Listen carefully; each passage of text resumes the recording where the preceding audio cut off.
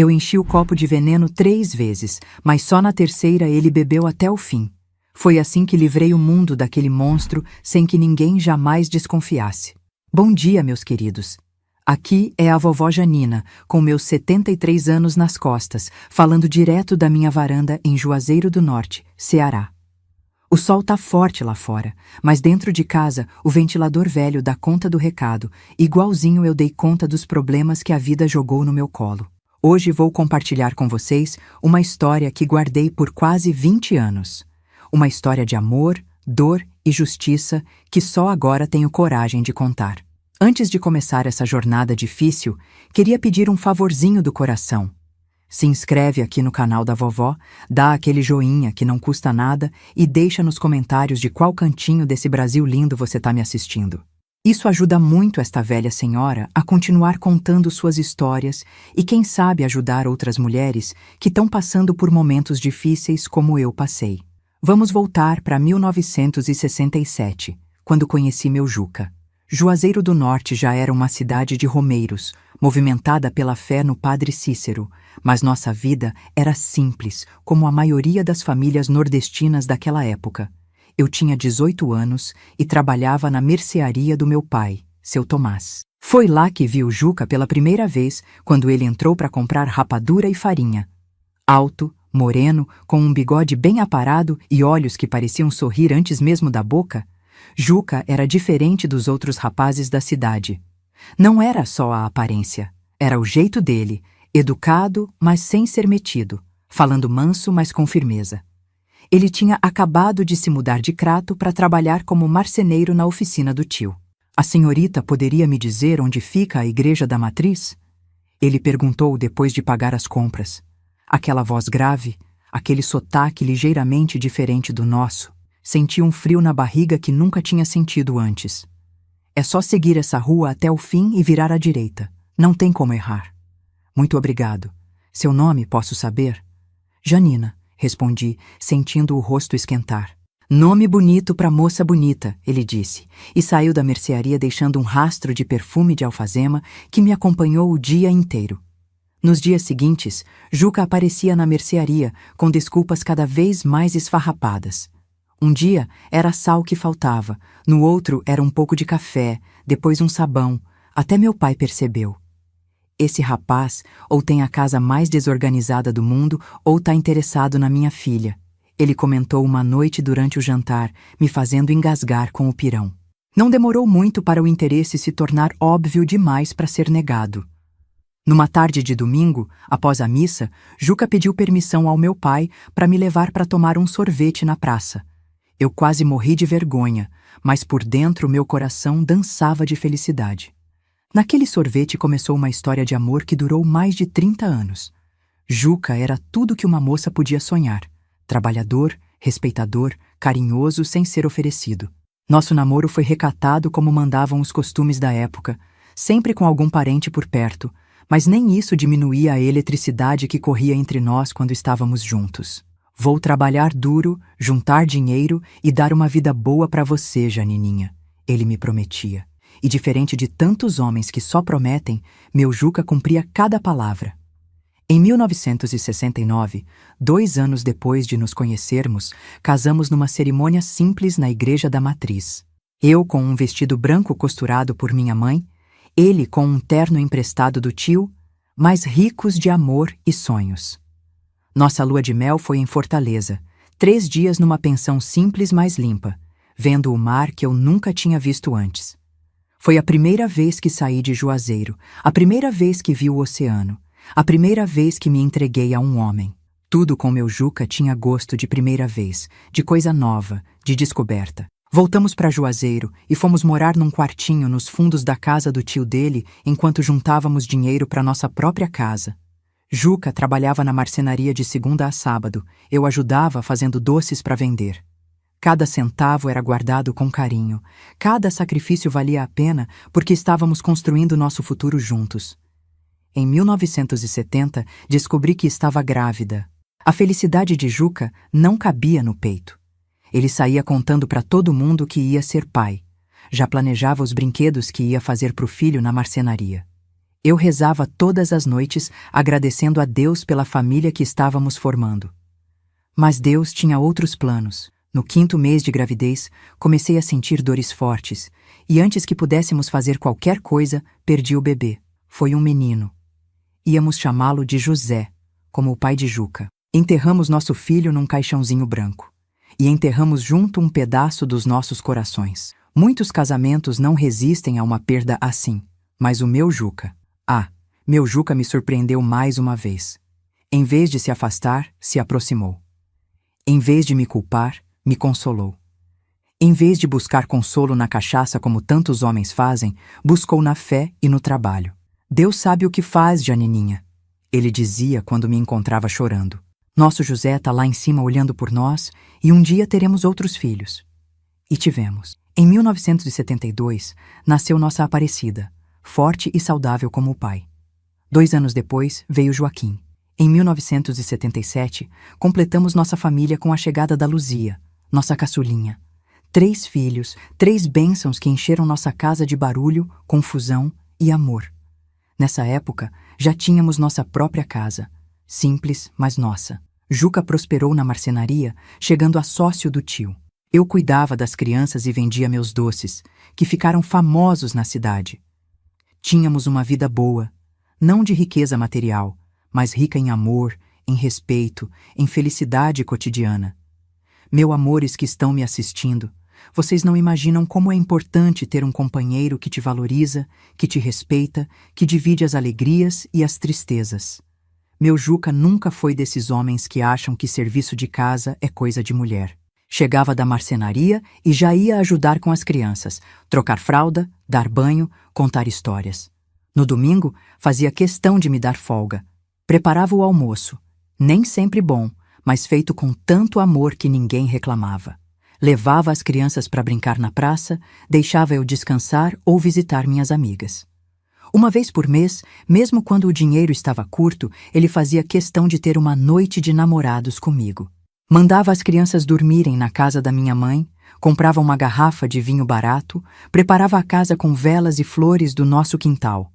Dançávamos na sala ao som do velho rádio, namorávamos como se ainda fôssemos aqueles jovens que se conheceram na mercearia. Foi assim que mantivemos a chama acesa por tantos anos. Vocês que estão me assistindo, de onde vocês forem, deixem nos comentários se conheceram um amor assim, tão parceiro, tão companheiro, ou se ainda estão procurando.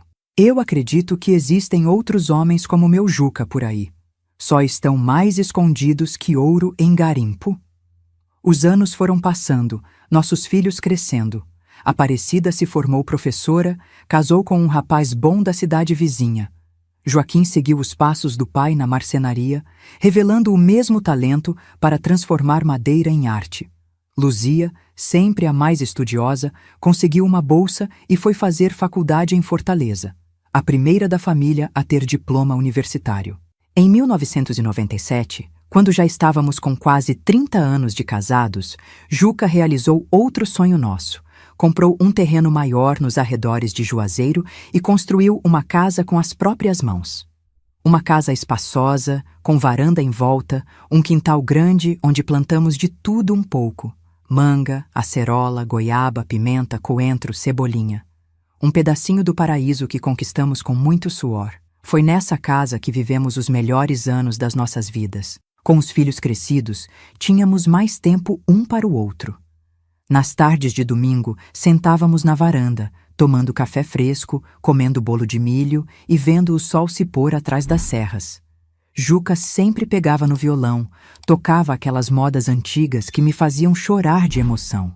Simples assim era nossa felicidade.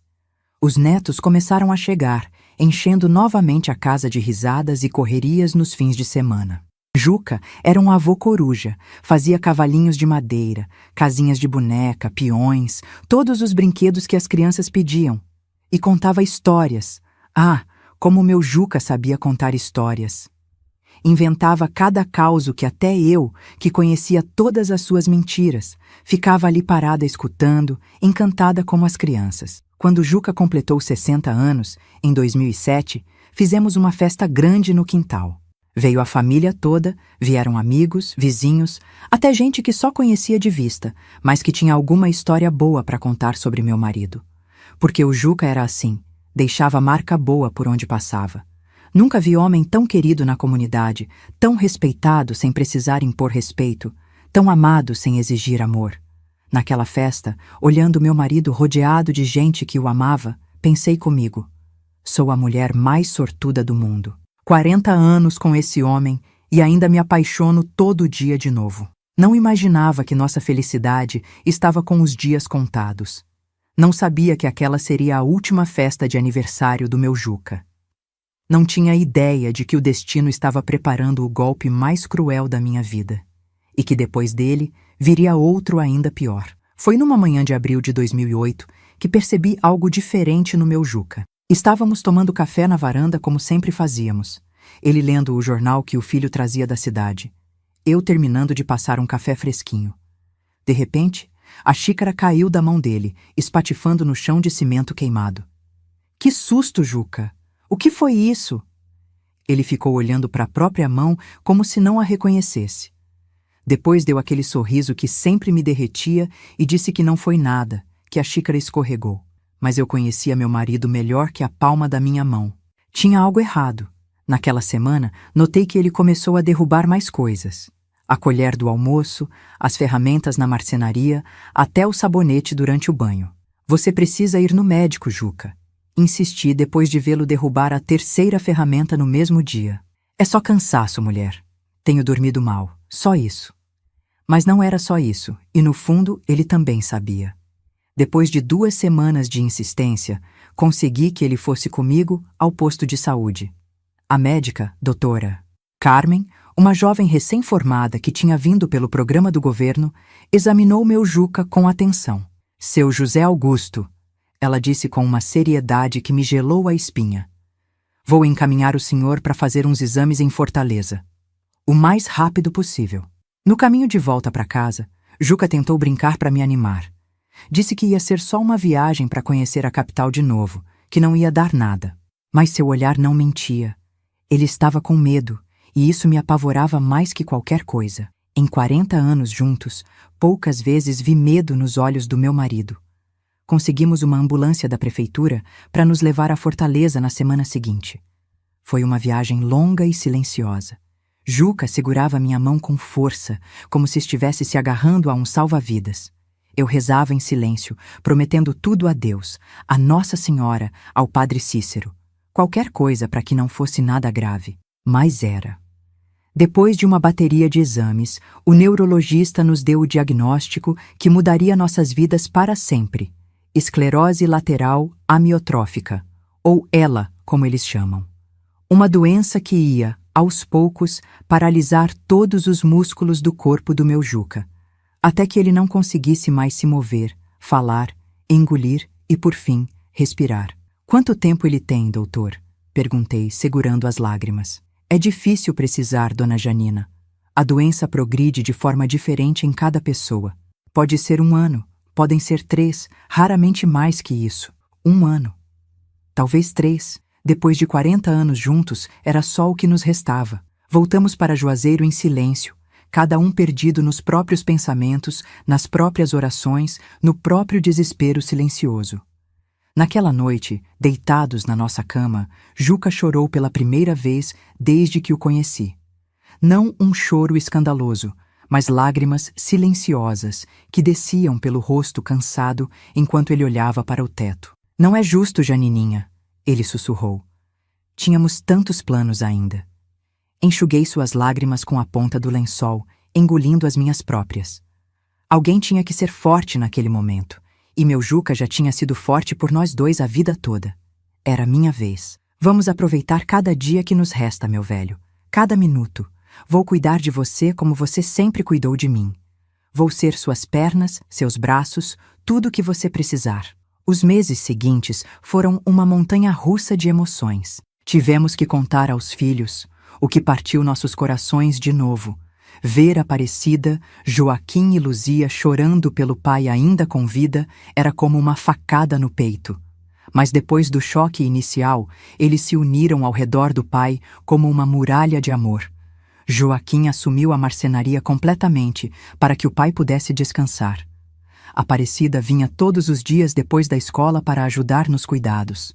Luzia largou o emprego em Fortaleza e voltou para casa para ficar conosco. Meu pai é mais importante que qualquer carreira, ela disse quando tentei argumentar. Os vizinhos, os amigos, toda a comunidade se mobilizou. Um fez rampa na entrada da casa para quando a cadeira de rodas fosse necessária. Outro adaptou o banheiro. Alguém trazia uma comida diferente todo dia. Outro vinha só para conversar e distrair o Juca. Juazeiro mostrou por que sempre foi conhecida como terra de fé e solidariedade. A doença avançou como o médico tinha previsto. Primeiro, Juca perdeu a força nas mãos. Ele, que era tão habilidoso com a madeira, já não conseguia segurar um garfo direito. Depois, foram as pernas que começaram a falhar nas caminhadas que tanto gostávamos de fazer pela manhã.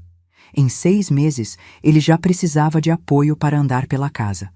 Mas o pior para meu Juca não era a perda da mobilidade, era a perda da independência. Ele, que sempre foi o esteio da família, o provedor, o protetor, agora precisava de ajuda para as coisas mais básicas. Via isso como humilhação, embora eu insistisse que cuidar dele era um privilégio, não um fardo. Você merece coisa melhor, Janininha, ele dizia nas noites em que a tristeza falava mais alto. Merece um homem inteiro, não essa metade que estou me tornando.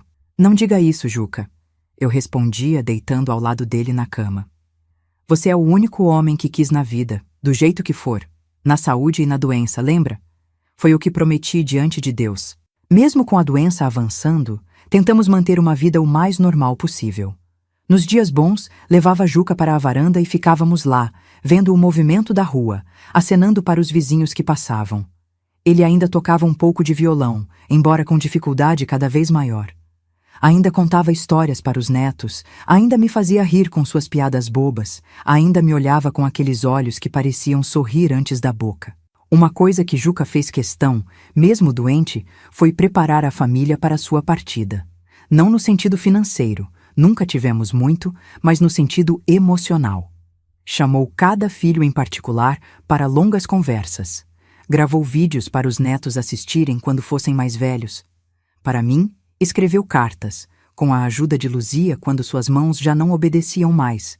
Cartas que eu deveria abrir em momentos específicos após sua partida. Assim você nunca vai estar sozinha, ele me explicou. Vou estar sempre aqui, guiando você, mesmo quando não estiver mais fisicamente. Foi nesses meses de doença que conhecemos melhor Arnaldo, o irmão caçula de Juca. Ele morava em São Paulo há mais de 20 anos, tendo saído de Juazeiro logo depois que nos casamos. Mantinha contato esporádico, um telefonema no Natal, uma visita a cada 5 anos, mas quando soube da doença do irmão, veio correndo. Arnaldo era o oposto de Juca em quase tudo. Onde meu marido era calmo, ele era explosivo. Onde Juca era generoso, ele era mesquinho.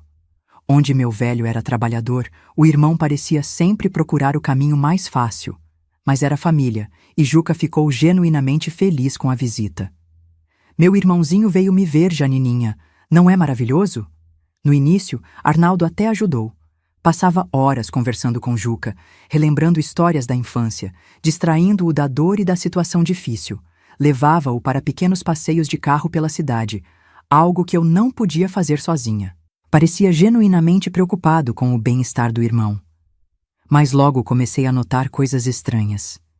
Arnaldo vasculhava gavetas quando achava que ninguém estava olhando. Fazia perguntas insistentes sobre dinheiro, sobre a casa, sobre a marcenaria, e olhava para mim de um jeito que me dava arrepios. Não era o olhar de um cunhado, era o olhar de um predador avaliando a presa. Comentei com Juca, mas ele, sempre vendo o melhor nas pessoas, especialmente na família, minimizou minhas preocupações. Arnaldo sempre foi curioso demais, desde criança. Não significa nada. E esse jeito de olhar é da família, eu também tenho. Você que está interpretando mal. Deixei pra lá. Não queria preocupar meu marido com o que podia ser apenas impressão minha.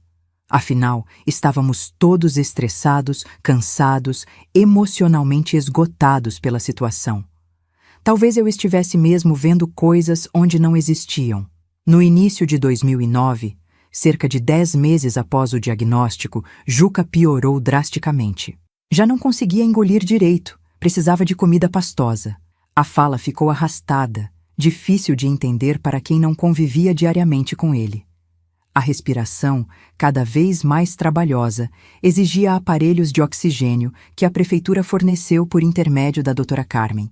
Foi quando percebi que o fim estava próximo. Meu Juca, que nunca foi de se entregar, começou a se despedir.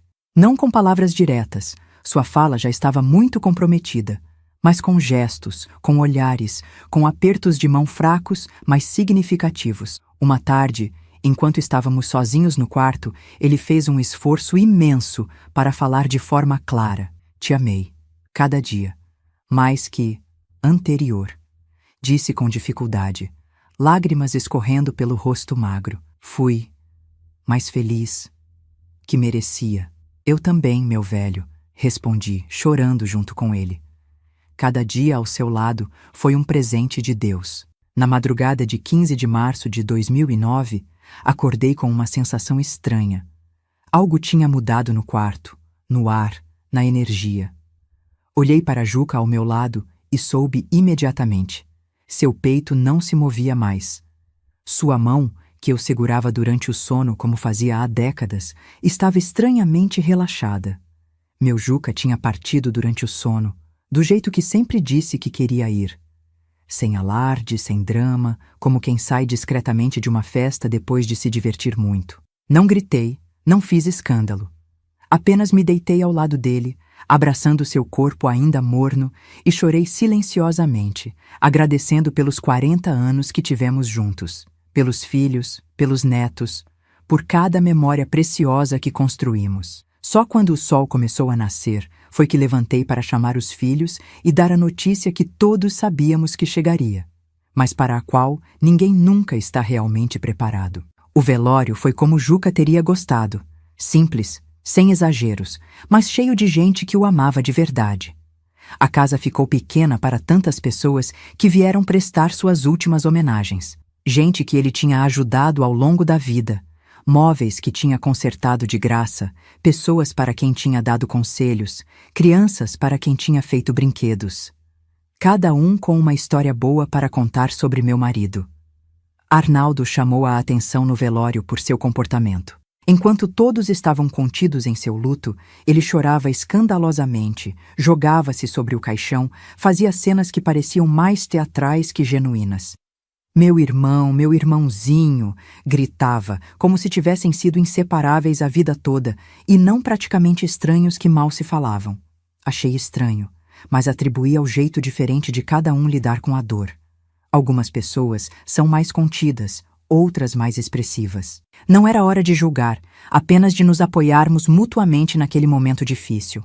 Depois do enterro, voltamos para casa, agora tão vazia sem a presença do meu Juca. Os filhos queriam ficar comigo, mas pedi que voltassem para suas casas, suas famílias, suas vidas. Precisava desse tempo sozinha, para me despedir do meu jeito, para começar a aprender a viver nesse mundo onde meu companheiro de 4 décadas não existia mais. A senhora não pode ficar sozinha, mãe, insistiu Joaquim. Vem morar comigo e com a Tere, temos espaço de sobra. Não, meu filho, essa casa foi o último presente do seu pai para mim. Cada canto tem um pedacinho dele. Não consigo sair daqui agora. Relutantes, eles concordaram, mas prometeram vir me visitar todos os dias, revezando-se para que eu nunca ficasse muito tempo sozinha. Arnaldo também se ofereceu para ficar, pelo menos até resolver toda a papelada, disse ele. Aceitei sem pensar muito. Afinal, ele era irmão de Juca, família. E confesso que a ideia de enfrentar a primeira noite sozinha naquela casa cheia de lembranças me apavorava. Não imaginava que estava convidando o lobo para entrar no meu aprisco, que aquela decisão tomada no momento de maior fragilidade da minha vida desencadearia eventos que mudariam para sempre meu destino. No dia seguinte ao enterro do meu Juca, acordei desorientada. Por um segundo, procurei pelo corpo dele ao meu lado na cama, como fazia todas as manhãs há 40 anos. Então a realidade me atingiu como um soco no estômago. Ele não estava mais lá. Nunca mais estaria.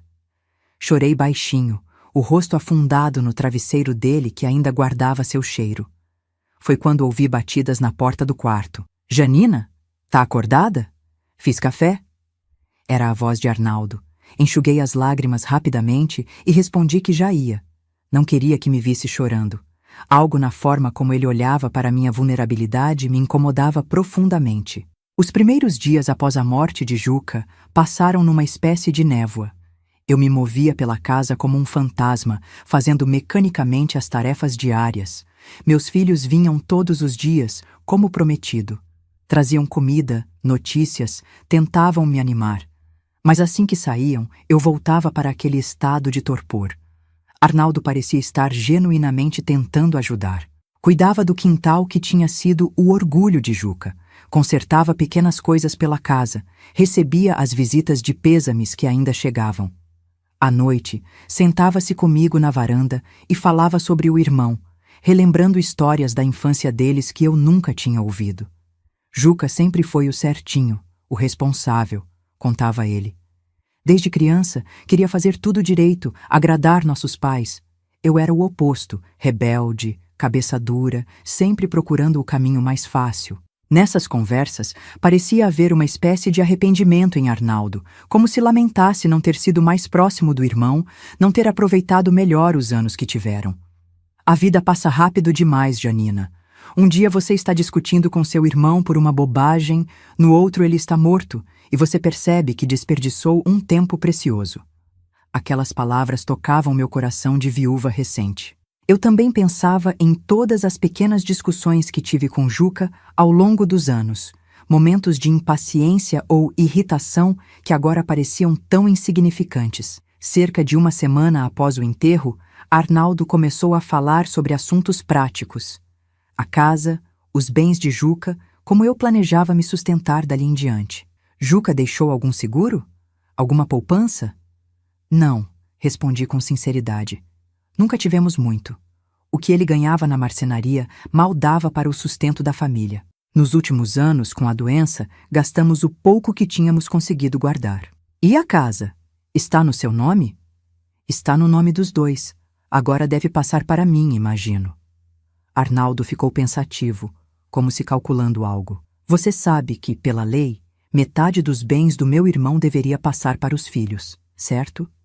E como ele não deixou testamento, tecnicamente, eu também teria direito a uma parte. Aquilo me alarmou. Nunca tinha pensado em termos legais. Juca e eu sempre compartilhamos tudo, sem formalidades. A ideia de que alguém pudesse reivindicar uma parte da nossa casa, o último presente que meu marido tinha me dado, era perturbadora. Isso não está certo, Arnaldo. Juca construiu essa casa para mim, para nossa família. Ele nunca ia querer que fosse dividida. Claro, claro. Ele recuou, sorrindo de um jeito que não chegava aos olhos. Estou só explicando como funciona legalmente. Não se preocupe com isso agora. Mas a semente da preocupação já tinha sido plantada. Naquela noite, não consegui dormir direito, pensando no que Arnaldo tinha dito. Pela manhã, quando Aparecida veio me visitar, comentei sobre a conversa. Não liga para o que o tio Arnaldo diz, mãe, ela me tranquilizou. Nenhum de nós vai pedir nada da casa. É sua, foi o sonho seu e do pai. E tenho certeza que tio Arnaldo também não vai criar caso por isso. As palavras dela me acalmaram um pouco, mas algo no comportamento de Arnaldo tinha mudado. Ele começou a beber mais, taças de vinho no almoço, cachaça à noite. Ficava olhando para mim de um jeito que me fazia sentir desconfortável, como se me avaliasse, e fazia comentários cada vez mais frequentes sobre como eu estava bem conservada para a idade. Juca teve sorte, disse ele uma noite, já visivelmente alterado pela bebida. 40 anos com uma mulher como você. Se fosse comigo, não deixaria você sair dessa cama. Fiquei gelada com o comentário, sem saber como responder. Fingi não entender a insinuação e mudei de assunto rapidamente. Mas a sensação de desconforto permaneceu, como um peso no estômago. Nas noites seguintes, comecei a trancar a porta do meu quarto. Dizia a mim mesma que estava sendo paranoica, que Arnaldo era apenas um homem sem filtro social, especialmente quando bebia, que jamais faria algo contra mim, a viúva do irmão que tanto dizia amar e respeitar. No domingo, 2 semanas após a morte de Juca, fizemos um almoço em família. Todos os filhos vieram com seus cônjuges e filhos. Por algumas horas, a casa voltou a ter vida, barulho, movimento. Aquele breve momento de normalidade foi como um bálsamo para minha alma ferida. Arnaldo participou do almoço, mais contido na bebida por causa da presença dos sobrinhos. Parecia perfeitamente normal, amigável, até carinhoso. Mais uma vez, pensei que minhas suspeitas sobre ele eram exageradas, fruto do meu estado emocional fragilizado. Depois que todos foram embora, Arnaldo ajudou-me a limpar a cozinha. Conversamos sobre amenidades enquanto lavávamos os pratos, o tempo que continuava seco, as notícias da televisão, como os netos estavam crescendo rápido. "Você tem uma família linda, Janina", comentou ele, guardando os últimos copos. "Juca deve estar orgulhoso, olhando lá de cima." "Espero que sim", respondi, sentindo as lágrimas voltarem. Sempre que falava sobre Juca no passado, a realidade de sua ausência me atingia com força renovada. "Não chora", disse Arnaldo, aproximando-se e colocando a mão no meu ombro. "Juca não ia querer te ver assim."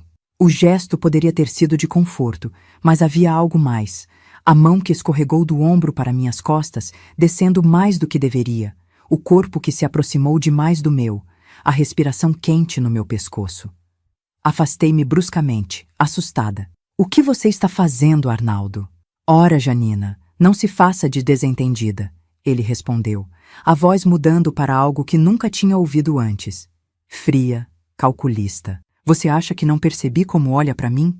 Como se insinua? Você está louco!" Exclamei, genuinamente chocada. "Acabei de perder meu marido, seu irmão." "E daí? A vida continua. Você é uma mulher experiente. Eu sou um homem sozinho. Somos adultos, sabemos o que queremos." Tentei sair da cozinha, mas ele bloqueou meu caminho, encurralando-me contra a pia. O cheiro de álcool em seu hálito era forte, embora não tivesse bebido muito durante o almoço. Percebi então que devia estar bebendo escondido, provavelmente desde cedo. "Me deixa passar, Arnaldo. Isso não está certo. O que não está certo é você se fazer de difícil depois de semanas me provocando." Ele rosnou, agarrando meu braço com força. "Acha que não vi como rebola pela casa? Como usa essas roupas provocantes?" Olhei para mim mesma, incrédula. Vestia uma saia comprida e uma blusa de manga, roupa simples de domingo que usava há anos. Nada remotamente provocante. Percebi então que não estava lidando com um homem racional. A bebida, o luto pelo irmão, ou talvez uma maldade que sempre esteve lá, escondida, tinham transformado Arnaldo em alguém perigoso. "Nossos filhos vão chegar a qualquer momento." Menti, tentando assustá-lo. "Joaquim disse que voltaria para buscar a forma de bolo que esqueceu." Ele hesitou por um segundo e aproveitei para empurrá-lo e correr para meu quarto. Tranquei a porta e empurrei a cômoda contra ela, tremendo dos pés à cabeça. Ouvi Arnaldo gritando do outro lado, batendo na madeira, ameaçando arrombar se eu não abrisse. "Você me deve, sua vadia ingrata! Acha que fiquei aqui por quê? Por caridade? Vim buscar o que é meu por direito?"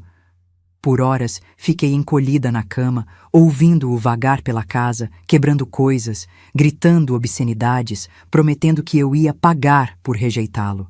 Em algum momento, o barulho parou. Pensei que talvez tivesse caído no sono, bêbado demais para continuar seu tormento. Por volta das 3 da manhã, quando o silêncio já durava mais de 1 hora, decidi que era seguro sair do quarto. Precisava chegar ao telefone na sala para ligar para Joaquim. Não podia passar nem mais 1 minuto sob o mesmo teto que aquele homem. Removi silenciosamente a cômoda, destrancando a porta com o máximo de cuidado para não fazer barulho. A casa estava escura e silenciosa. Caminhei nas pontas dos pés pelo corredor, guiando-me pela fraca luz que vinha da janela da sala. Foi quando senti o golpe na parte de trás da cabeça. Não vi quem me atingiu, mas soube imediatamente que era Arnaldo. A dor explodiu, ofuscante, e caí de joelhos. Antes que pudesse me recuperar, ele me agarrou pelos cabelos, arrastando-me de volta para o quarto. Achou que ia escapar, é? Que ia chamar seus filhinhos para te salvar? O que se seguiu foi o pior pesadelo que uma mulher pode viver. Arnaldo, o irmão do homem que amei por 40 anos, me jogou na cama que compartilhei com Juca por décadas. Ali mesmo, naquele lugar sagrado de amor e respeito, ele me violentou brutalmente, ignorando minhas súplicas, meus gritos, minhas lágrimas. Lutei como pude, arranhar, morder, empurrar, mas ele era mais forte, mais pesado, mais determinado. Cada vez que resistia, ele me batia com mais força, até que meu corpo, já fragilizado pela idade e pelo luto, simplesmente desistiu de lutar. Isso agora está melhor, ele murmurava enquanto cometia aquela atrocidade. Sempre quis isso, sabia? Desde que te vi pela primeira vez, na mercearia do seu pai. Mas o santinho do Juca chegou primeiro. Suas palavras eram tão dolorosas quanto o ato físico. A revelação de que aquele ódio, aquela inveja doentia, existiam há décadas, fermentando na alma daquele homem que se dizia irmão do meu Juca. Quando finalmente terminou, levantou-se como se nada tivesse acontecido. Acendeu um cigarro, olhando para mim com desprezo. Não foi grande coisa. Juca deve ter se cansado rápido de você. Encolhi-me na cama, o corpo dolorido, sangrando em vários lugares, a alma em pedaços. Nunca, em toda a minha vida, tinha me sentido tão violada, tão humilhada, tão destruída. Por quê?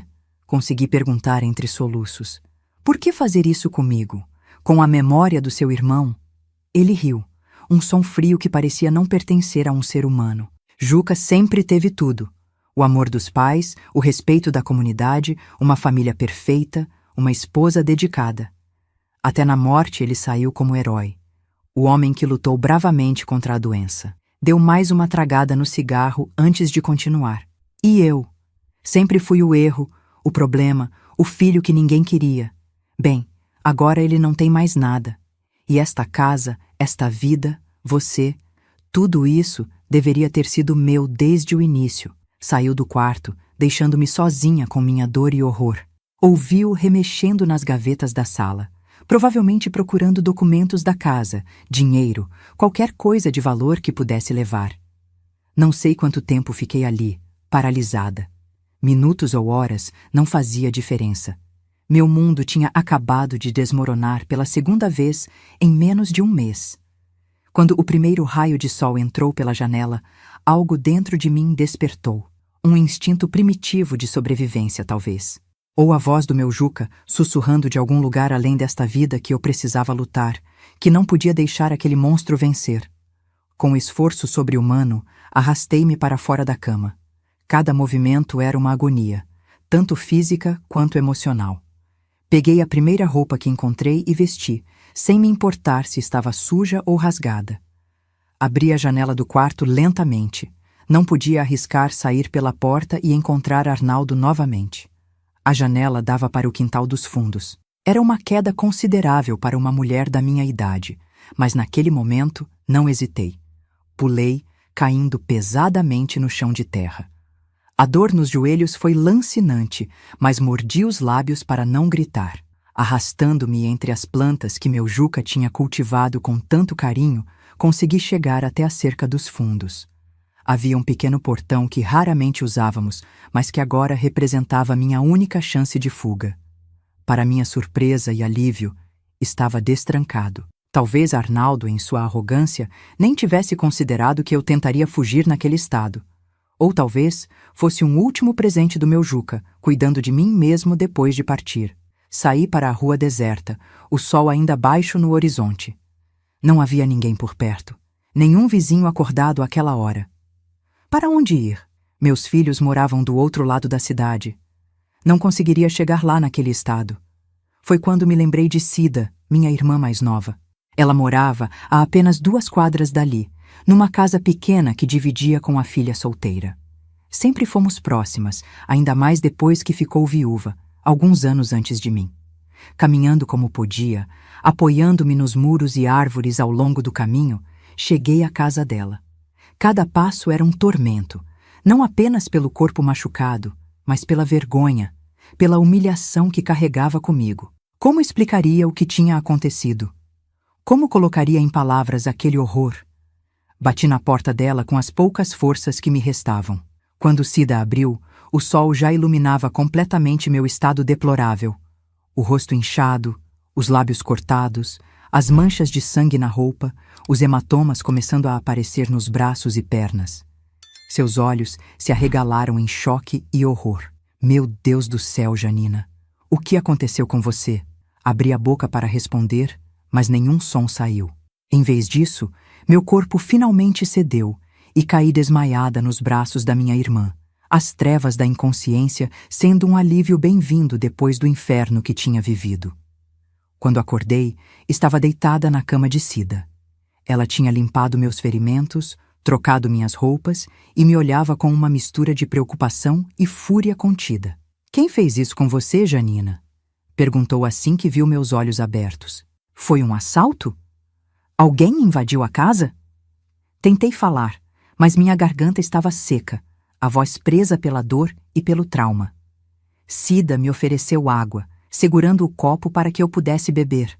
Aquele simples gesto de cuidado, tão diferente da brutalidade que tinha experimentado horas antes, fez as lágrimas voltarem com força total. "Foi Arnaldo", consegui dizer finalmente, a voz quase irreconhecível até para mim mesma. "O irmão do Juca? Aquele que estava hospedado com você?" Assenti, incapaz de elaborar mais. Mas não precisava. Cida entendeu imediatamente o que tinha acontecido. Vi em seus olhos o momento exato em que a compreensão a atingiu, seguida por uma onda de raiva tão intensa que transformou sua expressão sempre suave. "Aquele desgraçado", sussurrou, os punhos cerrados. "Vou chamar a polícia agora mesmo." "Não!" exclamei, com mais força do que acreditava ter. "A polícia não." "Como assim, Janina? Ele precisa pagar pelo que fez." Como explicar meu medo? Minha vergonha? O receio de expor publicamente aquela violação, de ter que contar e recontar a história para delegados, médicos, vizinhos curiosos. De ver meus filhos descobrirem o que o tio tinha feito com a mãe deles. De me tornar a viúva que foi estuprada pelo cunhado aos olhos de toda Juazeiro. "Não quero que ninguém saiba", falei finalmente. "Não posso, Cida. Não tenho forças." Minha irmã me olhou por um longo momento, a raiva em seus olhos gradualmente dando lugar a uma determinação fria, calculista, que nunca tinha visto nela antes. "Tudo bem, Janina. Não vamos à polícia, por enquanto.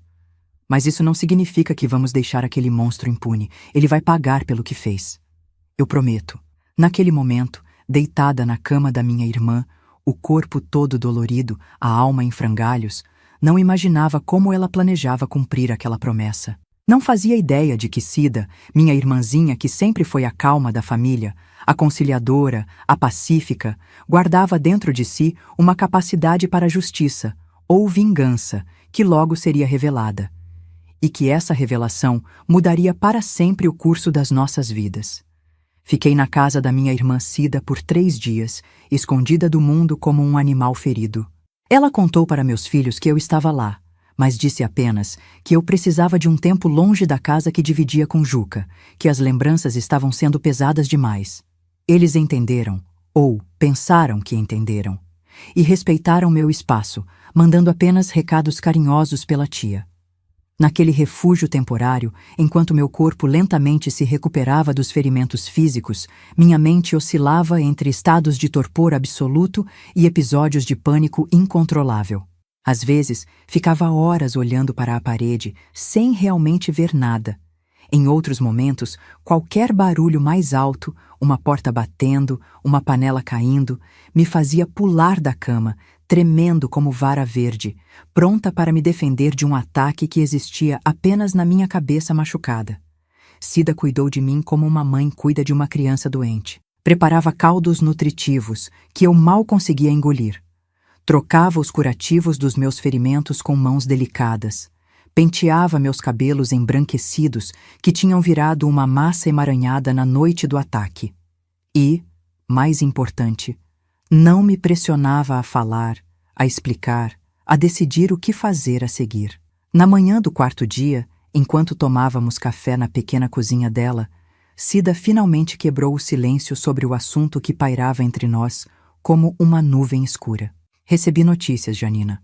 Arnaldo ainda está na sua casa. Senti o estômago revirar, derrubando a xícara que segurava. O café quente espalhou-se pela mesa, mas nenhuma de nós se moveu para limpar. Como você sabe, tenho meus meios, respondeu Cida com uma firmeza que não combinava com sua natureza normalmente suave. Ele está lá, agindo como se a casa fosse dele. Disse aos vizinhos que você foi visitar parentes em Fortaleza, que pediu a ele que tomasse conta de tudo enquanto estivesse fora. Aquela informação me atingiu como um soco no estômago.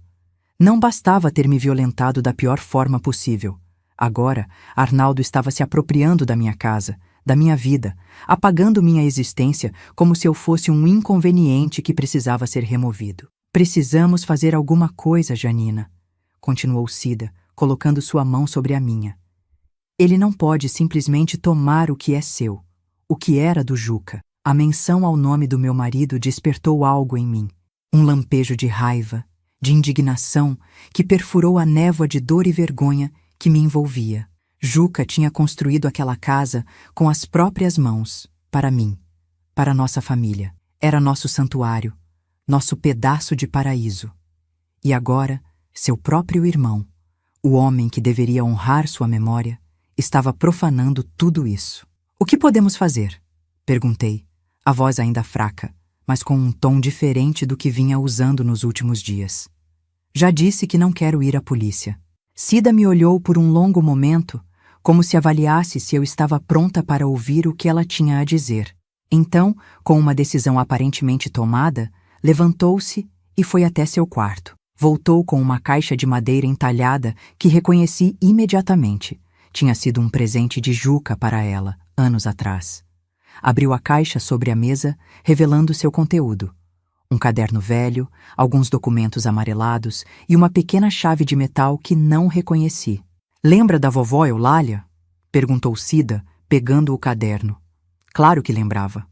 Nossa avó materna, Eulália, tinha sido uma figura marcante na nossa infância. Uma mulher forte, independente, que criou sozinha 5 filhos depois que o marido morreu na construção da estrada de ferro. Nos anos 1930, uma viúva com 5 crianças pequenas tinha poucas opções de sobrevivência, especialmente no interior do Nordeste. Mas vovó Eulália não apenas sobreviveu, prosperou. Lembro, claro, o que tem ela? Vovó Eulália não era apenas a benzedeira e parteira que todo mundo conhecia, explicou Cida, abrindo o caderno com cuidado. Ela tinha outros conhecimentos. Conhecimentos que as mulheres da nossa família passam de geração em geração, mas apenas para aquelas que realmente precisam. Olhei para minha irmã sem entender. O que conhecimentos antigos da nossa avó tinham a ver com minha situação atual? Janina, você se lembra da história do Coronel Alcides? O nome despertou uma lembrança antiga, quase esquecida. Coronel Alcides tinha sido o fazendeiro mais poderoso da região quando éramos crianças. Um homem cruel, conhecido por abusar das filhas dos trabalhadores de sua fazenda, por expulsar famílias inteiras de suas terras sem aviso, por mandar espancar qualquer um que ousasse desafiá-lo. Lembro vagamente. Ele morreu quando éramos pequenas, não foi? Morreu, confirmou Cida, folheando o caderno até encontrar a página que procurava. De uma doença misteriosa, definhando lentamente, perdendo peso, tendo alucinações terríveis. Os médicos nunca descobriram o que ele tinha. E o que isso tem a ver conosco? Cida empurrou o caderno para mim, apontando para uma página escrita à mão, numa caligrafia elegante que reconheci como sendo da nossa avó. Leia isso, disse simplesmente. O que vi naquela página me deixou gelada. Era uma receita, detalhada e precisa, de um veneno lento e praticamente indetectável, feito com ervas e raízes que cresciam nos arredores de Juazeiro.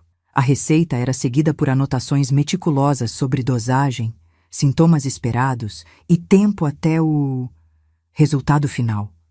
Está dizendo que vovó Eulália Estou dizendo que Coronel Alcides estuprou nossa tia Josefa quando ela tinha apenas 14 anos, respondeu Cida, a voz firme e mais baixa, como se temesse que as paredes tivessem ouvidos. E que vovó Eulália não podia ir à polícia porque o delegado jantava na casa dele todos os domingos. Não podia fazer justiça pelos meios oficiais, então fez do jeito dela. A revelação me deixou sem ar. Nossa avó, a senhora respeitada por toda a comunidade, a benzedeira que curava crianças com ervas e orações, tinha deliberadamente envenenado um homem. Por mais terrível que fosse seu crime, e era terrível, aquilo ia contra tudo que eu pensava saber sobre nossa família, nossos valores. E você está sugerindo que nós... Estou sugerindo que a justiça dos homens nem sempre serve às mulheres, Janina. Especialmente mulheres como nós, já com idade, sem poder, sem voz. Se você for à polícia, o que acha que vai acontecer? Na melhor das hipóteses, vão duvidar de você, dizer que está confusa pelo luto. Na pior, Arnaldo, um homem, irmão do seu falecido marido, vai dar uma história convincente, e você vai ser a viúva louca que inventou um estupro. As palavras dela eram duras, mas verdadeiras. Já tinha ouvido histórias semelhantes antes, de mulheres que tentaram denunciar abusos e acabaram ainda mais traumatizadas pelo sistema que deveria protegê-las. Não estou dizendo que é a única opção, continuou Cida, vendo minha hesitação. Estou dizendo que é uma opção, uma que nossa avó usou quando não tinha mais nenhuma alternativa. Fechei o caderno, empurrando-o de volta para minha irmã. Minha cabeça girava com possibilidades, medos, dúvidas morais. Tinha sido criada para respeitar a lei, para acreditar na justiça, para confiar no sistema.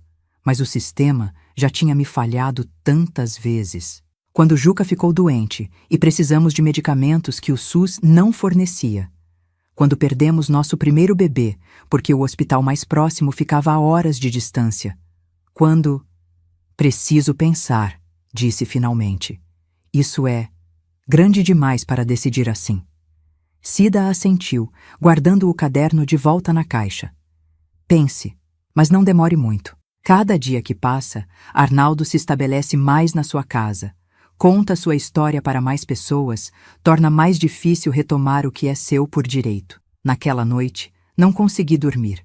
Fiquei olhando para o teto, pensando no que Cida tinha revelado, nas opções que tinha diante de mim.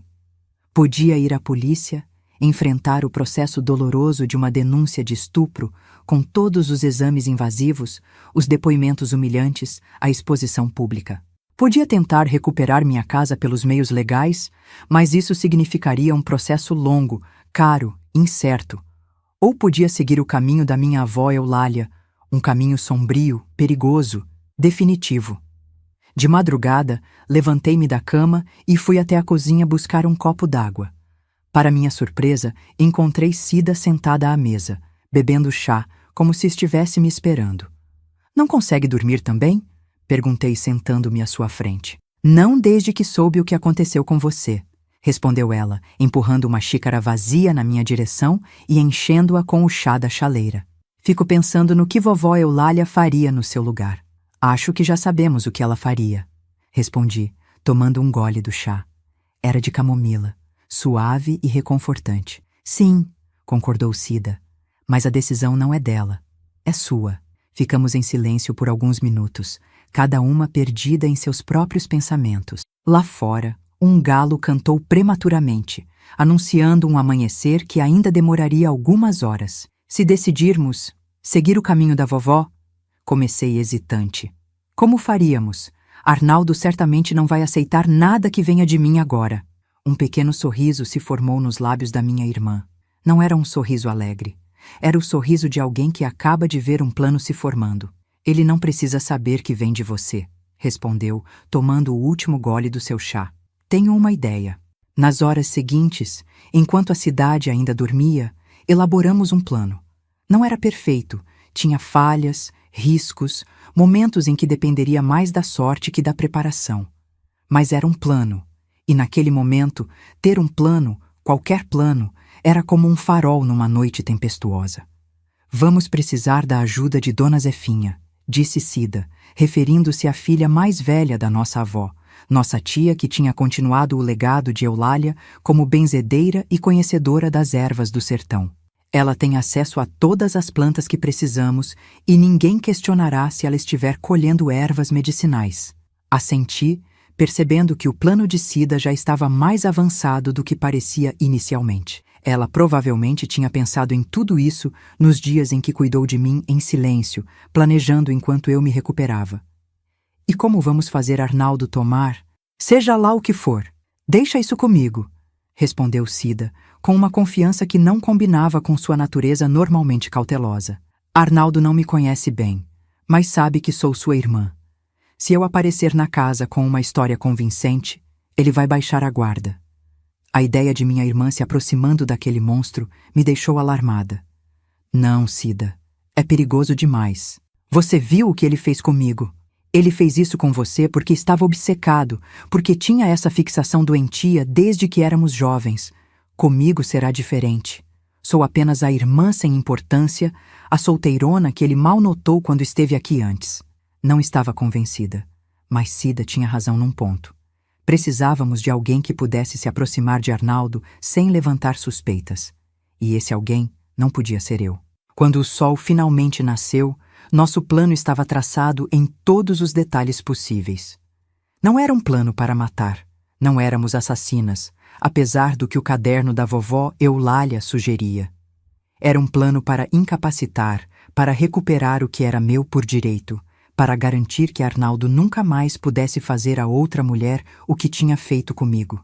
Tia Zefinha chegou pouco depois do café da manhã, trazendo uma sacola de palha com ervas frescas. Aos 78 anos, ela ainda era uma mulher impressionante. Alta, magra, com cabelos brancos sempre presos num coque severo e olhos que pareciam enxergar através da alma. Quando Cida lhe contou o que tinha acontecido comigo, não todos os detalhes sórdidos, mas o suficiente para entender a gravidade, sua expressão não mudou, mas algo nos olhos escureceu.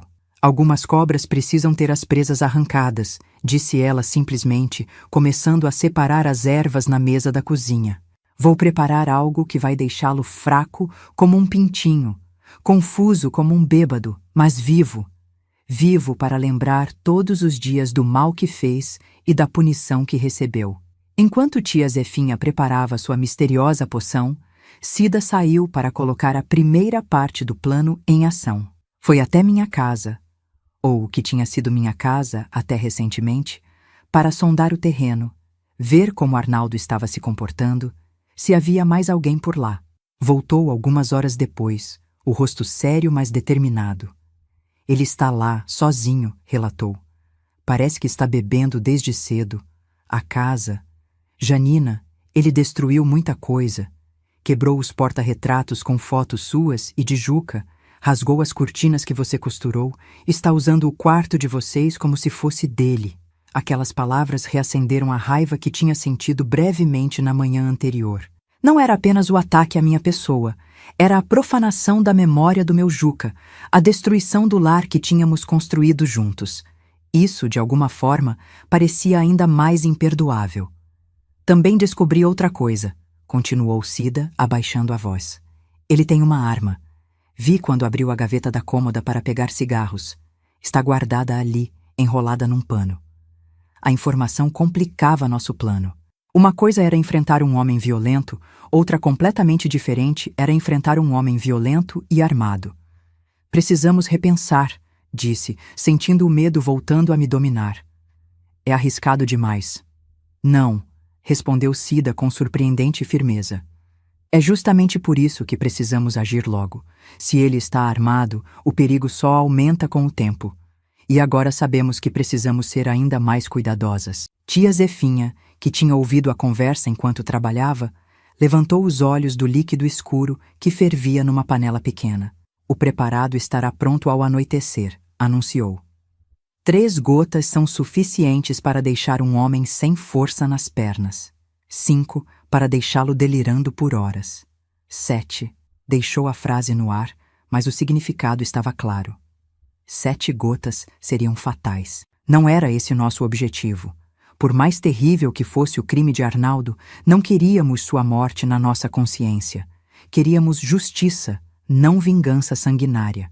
5 gotas, disse, tomando finalmente minha decisão.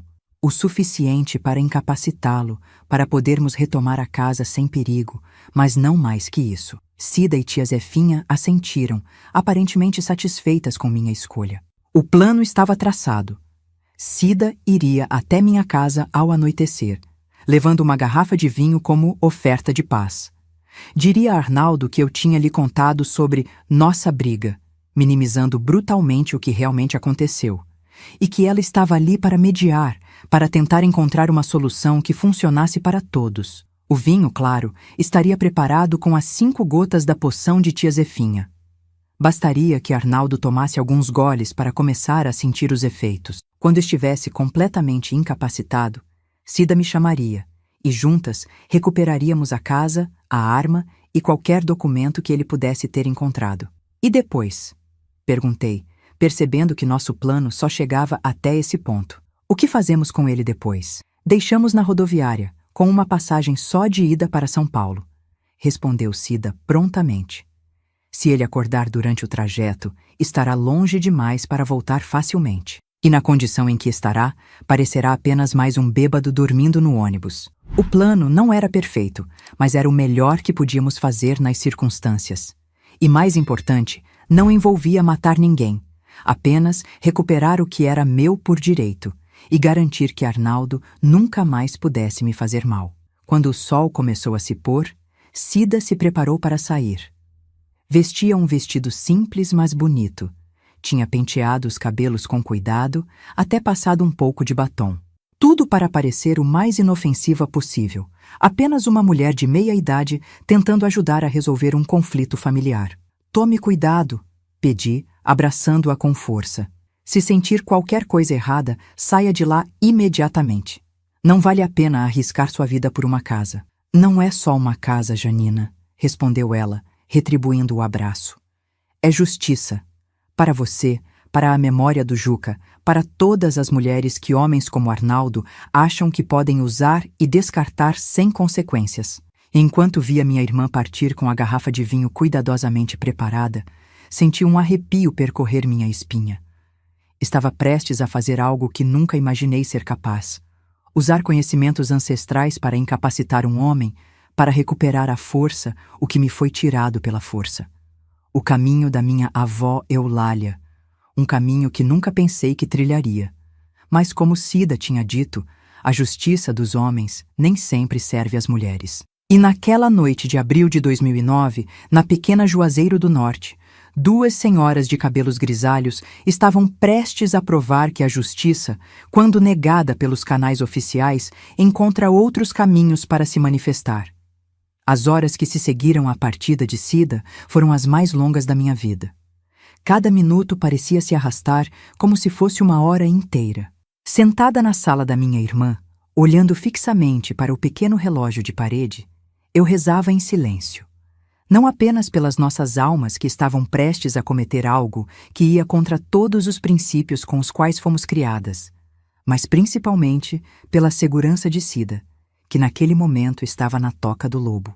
Tia Zefinha ficou comigo, silenciosa como uma sentinela, suas mãos enrugadas trabalhando sem parar num crochê que parecia mais uma forma de manter a ansiedade sob controle do que realmente produzir algo. De vez em quando, ela murmurava orações antigas, mesclando santos católicos com entidades que nunca tinham sido mencionadas na igreja que frequentávamos desde crianças. Vai dar certo, ela repetia ocasionalmente, como se pudesse ver o futuro nas linhas entrelaçadas do seu crochê.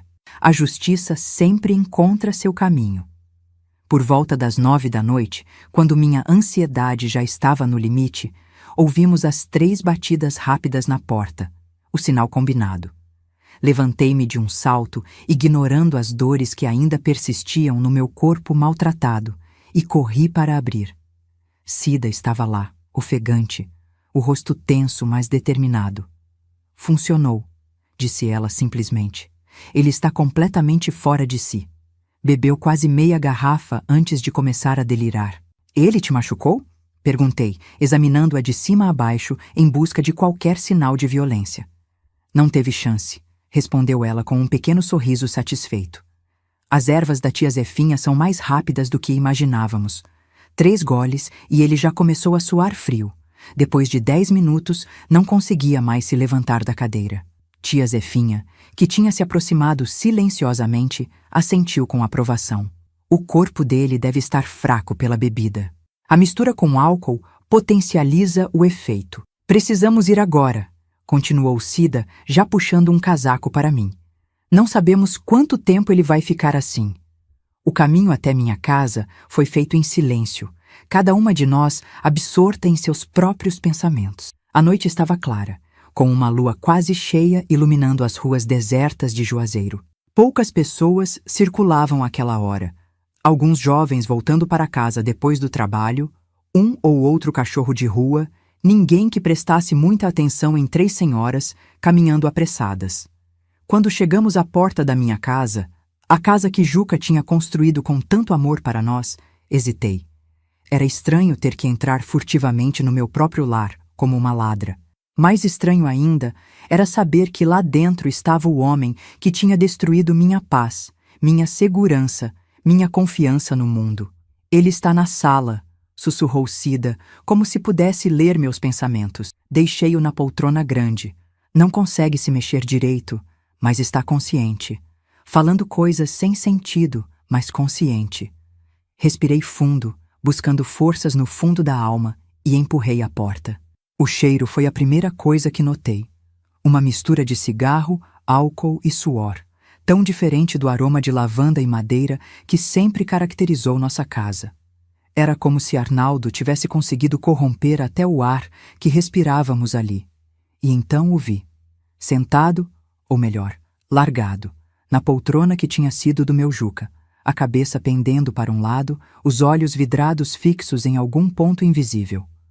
Uma fina linha de baba escorria pelo canto da boca, manchando a camisa já suja de vinho. Parecia uma versão grotesca, deformada, do homem que tinha me atacado dias antes. Ao nos ver entrar, seus olhos tentaram focar, sem sucesso. Murmurou algo ininteligível, uma mistura de palavras desconexas e sons guturais. Tentou se levantar, mas as pernas não obedeceram, e ele desabou de volta na poltrona com um baque surdo. "O que vocês fizeram comigo?" Conseguiu articular finalmente, cada palavra saindo arrastada como se pesasse toneladas. "Justiça", respondi simplesmente, surpreendendo a mim mesma com a firmeza na minha voz. Apenas justiça. Enquanto Cida e tia Zefinha começavam a vasculhar a casa em busca da arma e de quaisquer documentos importantes, aproximei-me lentamente de Arnaldo. Não sentia mais medo. Ele estava claramente incapaz de me fazer qualquer mal físico naquele estado. O que sentia era uma mistura de nojo, pena e uma estranha sensação de poder que nunca tinha experimentado antes. "Por que, Arnaldo?" perguntei, parando a uma distância segura. "Por que fazer aquilo comigo? Eu era a esposa do seu irmão. Acabava de perder meu companheiro de 40 anos. Ele riu, um som grotesco, mais parecido com um engasgo. "Sempre quis você. Desde primeiro dia. Juca, sempre. Teve tudo. Eu, nada." Aquela confissão, mesmo saindo da boca de um homem claramente delirante, confirmava o que eu já suspeitava. Não tinha sido um ato impulsivo, movido apenas pelo álcool ou pela oportunidade. Era algo que Arnaldo tinha guardado dentro de si por décadas, um desejo doentio misturado com inveja do próprio irmão. E achou que me violentar ia consertar isso? Que ia fazer você se sentir melhor, mais poderoso? "Você gostou", ele balbuciou, os olhos tentando focar em mim sem sucesso. "Todas gostam." No final, aquelas palavras acenderam uma raiva que eu não sabia que ainda existia dentro de mim. Todas? Quantas outras mulheres tinham passado pelo mesmo horror nas mãos daquele monstro? Quantas tinham sido silenciadas, humilhadas, destruídas por ele? "Achei!" exclamou Cida, voltando à sala com um revólver enrolado num pano, exatamente como tinha descrito. "Estava onde eu vi, na gaveta da cômoda, e encontrei isso também." Ela me entregou uma pasta cheia de papéis, escrituras, documentos do banco, até mesmo o testamento que Juca tinha feito quando soube da doença, deixando tudo para mim e para os filhos. Aparentemente, Arnaldo estava planejando algum tipo de golpe legal. Talvez forjar documentos ou de alguma forma tentar se apropriar da casa e dos poucos bens que Juca tinha deixado. Ele já fez isso antes, disse tia Zefinha, entrando na sala com algo na mão. Uma carteira de identidade que não era de Arnaldo. Encontrei escondida embaixo do colchão. Pertence a um tal de Milton Ferreira. A foto foi raspada, provavelmente para ele substituir pela dele. Falsificação de documentos. Mais uma peça do quebra-cabeça que era Arnaldo. Um homem sem escrúpulos, sem moral, capaz de qualquer coisa para conseguir o que queria. O que fazemos agora? Perguntou Cida, olhando para Arnaldo com uma mistura de nojo e determinação. Ainda está de pé o plano de deixá-lo na rodoviária? Olhei para o homem largado na poltrona. O irmão do meu marido, o homem que tinha destruído minha paz, que tinha profanado a memória do meu Juca, que tinha cometido o ato mais vil possível contra mim. Senti algo endurecer dentro do meu peito, uma resolução fria tomando forma. Não, respondi finalmente. Temos uma arma agora. E provas de outros crimes. Vamos à polícia. Cida e tia Zefinha me olharam surpresas. Depois de tanto insistir que não queria envolver as autoridades, minha mudança repentina de planos as pegou desprevenidas. Tem certeza, Janina? Perguntou Cida, preocupação evidente em sua voz. Vai ter que contar tudo. Passar por exames, depoimentos. Tenho certeza. Respondi, olhando diretamente para Arnaldo, que agora parecia estar escorregando para uma inconsciência. Não é mais só sobre mim. É sobre todas as outras que ele mencionou. E as que poderiam vir depois, se ele continuar livre. Não posso ter isso na minha consciência. Foi assim que, por volta das 11 da noite, 3 senhoras de cabelos grisalhos apareceram na delegacia de Juazeiro do Norte, arrastando um homem semiconsciente que mal conseguia ficar em pé. O delegado de plantão, um jovem recém-transferido de Fortaleza, nos olhou com uma mistura de espanto e confusão. O que está acontecendo aqui? Perguntou, enquanto 2 policiais ajudavam a colocar Arnaldo numa cadeira. Este homem me estuprou há 4 dias, disse eu, com uma clareza e firmeza que surpreendeu a todos, inclusive a mim mesma. Depois se apropriou da minha casa, destruiu meus pertences e planejava roubar minha propriedade usando documentos falsos. Entreguei a ele a arma, agora dentro de um saco plástico improvisado, a carteira de identidade de Milton Ferreira e os documentos da minha casa que Arnaldo tinha reunido. Enquanto o delegado examinava tudo com crescente seriedade, contei minha história. Não todos os detalhes sórdidos, mas o suficiente para deixar claro a gravidade do crime. E o estado dele? Perguntou o delegado, olhando para Arnaldo, que agora balbuciava incoerentemente, os olhos revirando nas órbitas. Bebeu demais, respondeu Cida prontamente. Quando chegamos na casa para recuperar os documentos, ele já estava assim. Deve ter bebido a noite toda, julgando pelo número de garrafas vazias que vimos por lá. Não era exatamente uma mentira. Arnaldo realmente tinha bebido muito, tanto naquela noite quanto nos dias anteriores. O delegado pareceu aceitar a explicação, provavelmente acostumado a ver bêbados em estados similares. Vamos registrar sua denúncia, dona Janina, disse ele finalmente. Mas preciso avisá-la que casos como esse são complicados, sem evidências físicas imediatas, sem testemunhas do ato em si. Eu sei, interrompi, sei como funciona. Mas faço questão de registrar mesmo assim. E tenho testemunhas da agressão que sofri depois. Minha irmã e minha tia me encontraram machucada, sangrando. Quanto aos outros crimes, a invasão de domicílio, os documentos falsos, a arma ilegal, esses são mais fáceis de provar, não são? O delegado assentiu, um pequeno sorriso de admiração formando-se no canto da boca. Não era todo dia que 3 senhoras apareciam em sua delegacia com provas tão contundentes de múltiplos crimes, falando com a clareza e determinação de advogadas experientes. As horas seguintes foram exatamente como eu temia. Exames invasivos no pequeno hospital da cidade, depoimentos detalhados, perguntas que me faziam reviver o horror da noite do ataque. Mas em cada momento difícil, Cida e tia Zefinha estavam ao meu lado, segurando minhas mãos, me dando a força que eu precisava para continuar. Quando o sol começou a nascer, estávamos exaustas, mas satisfeitas. Arnaldo tinha sido oficialmente preso, não apenas pelo que fez comigo, que seria mais difícil de provar em tribunal, mas pelos crimes de invasão de domicílio, posse ilegal de arma de fogo, falsificação de documentos e tentativa de estelionato. Crimes suficientes para mantê-lo atrás das grades por um bom tempo. O que acham que vai acontecer com ele?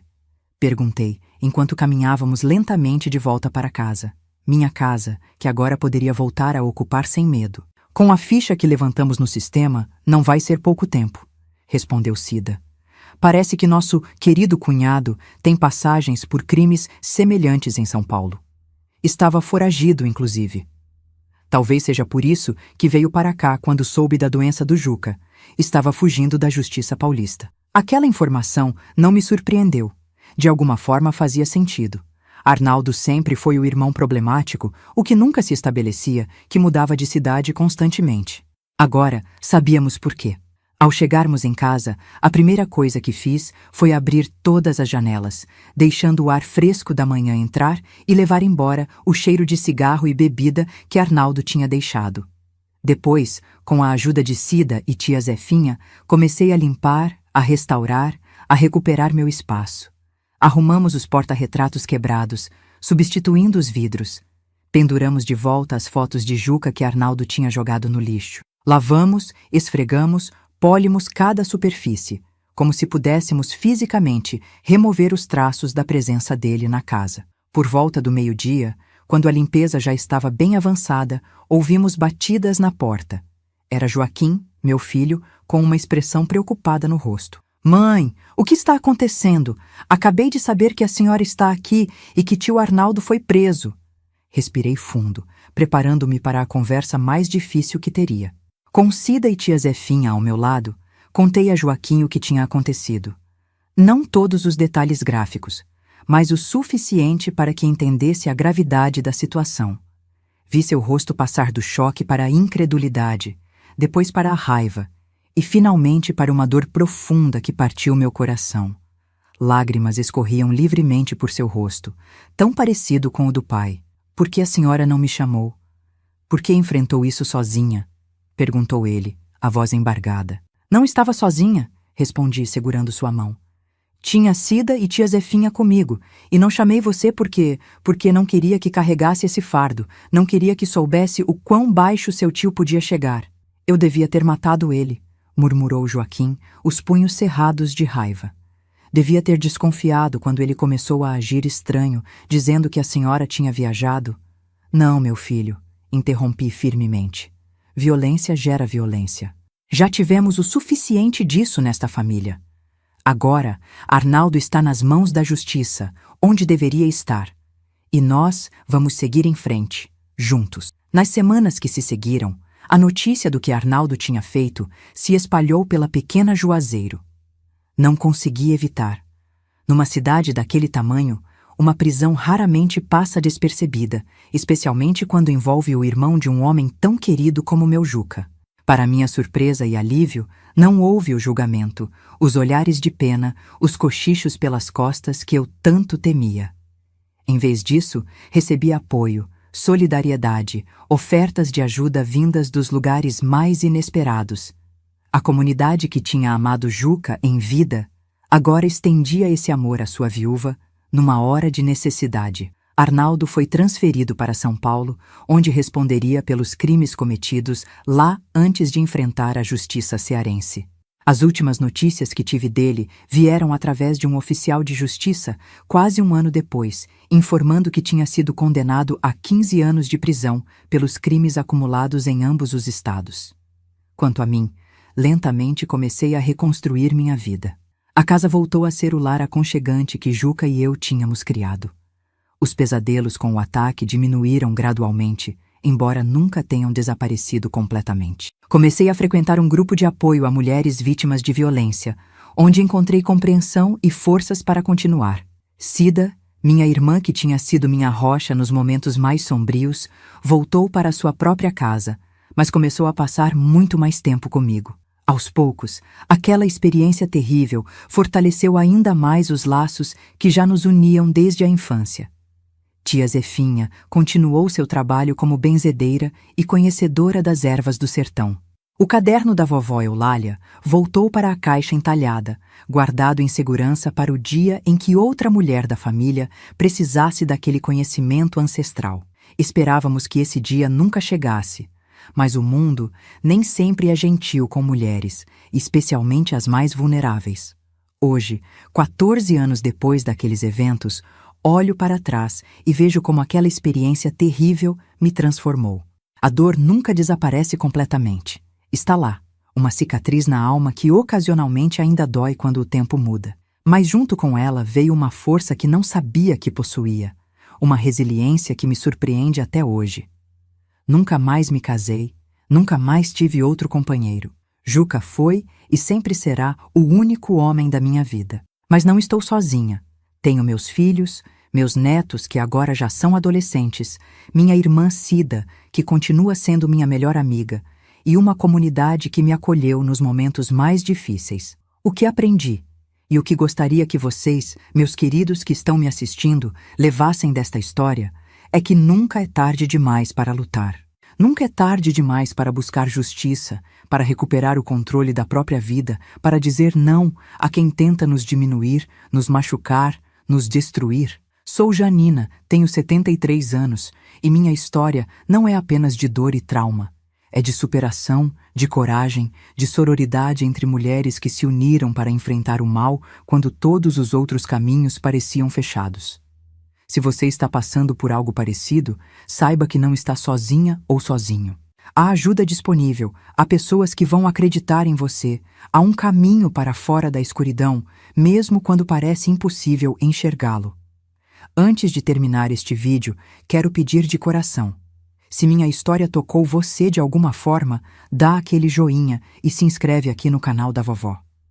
Isso ajuda muito a levar esta mensagem para mais pessoas que talvez estejam precisando ouvir que é possível sobreviver, é possível recomeçar, é possível encontrar justiça. E não se esqueça de entrar no nosso grupo de WhatsApp. O link está na descrição do vídeo. Lá compartilhamos todos os dias histórias reais de outras vovós que, como eu, enfrentaram tempestades na vida e encontraram força para seguir em frente. É uma comunidade linda de apoio mútuo, onde ninguém julga ninguém, onde todas as dores são acolhidas e todas as vitórias são celebradas juntas. Um abraço apertado desta vovó que, apesar de tudo, ainda acredita no amor, na bondade e na capacidade que temos de nos reerguer, não importa quantas vezes a vida tente nos derrubar. Até o próximo vídeo. Amém.